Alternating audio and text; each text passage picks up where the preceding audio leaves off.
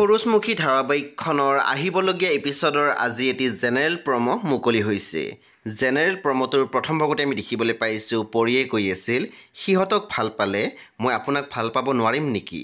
তাৰপিছত আমি প্ৰমোত দেখিবলৈ পাইছোঁ অনুৱে কৈ আছিল, মোৰ কিয় বেয়া লাগিছে। শেৱালী সুন্দে মৰম কৰা দেখি নিজৰ প্ৰেমিকা, নিজৰ পত্নীকটো মৰম কৰিবই।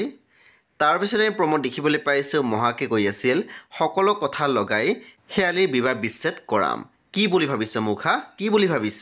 তাৰপিছত আমি প্ৰমোত দেখিবলৈ পাইছোঁ মনজিৎ পাজিয়ে কৈ আছিল, য' মিলা হে সেইটোক মূল্য দিব জানিব লাগিব, য' নেহি মিলা তাৰপিছত ভাগি থাকি কি লাভ।